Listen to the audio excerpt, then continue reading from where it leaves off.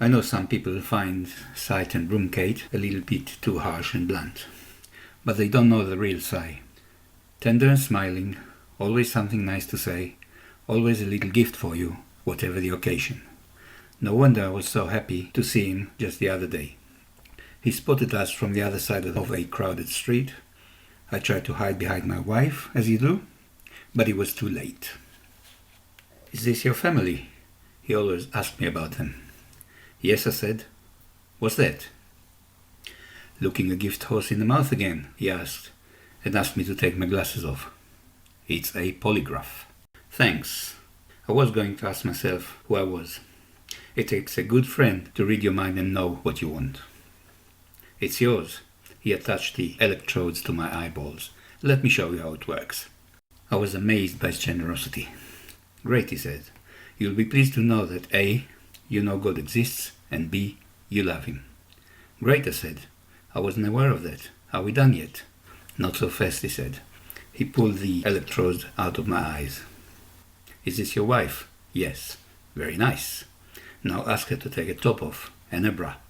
He attached the electrodes to her nipples and said, "Not bad at all. A, she knows God exists, and B, she loves him." She doesn't love you, by the way. A crowd of people gathered around and they were taking bets. I thought we were done, but then he said, "Is this your baby?" "It could be mine, but it's probably yours. Tell him to take his nappy off." He attached the electrodes to the baby's testicles and said, "That's my boy.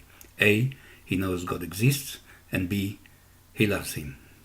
By the way, he doesn't know who you are, and don't expect anyone to love someone they don't know." I looked at my wife, and she smiled.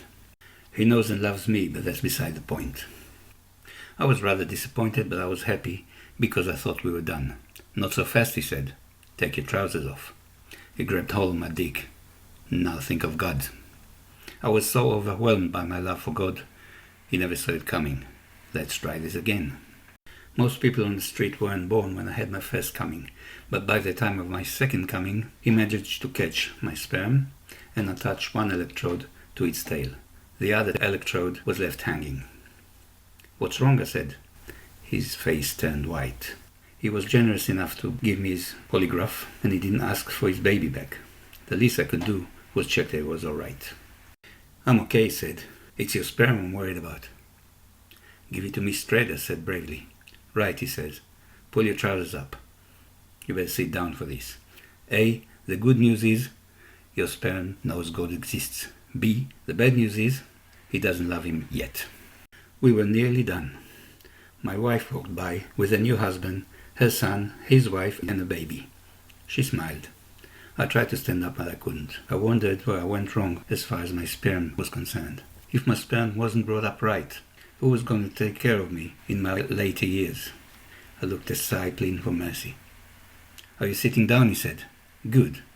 I'm taking your sperm away from you. I know you feel it's a bit unfair, but we really need to put our sperms first."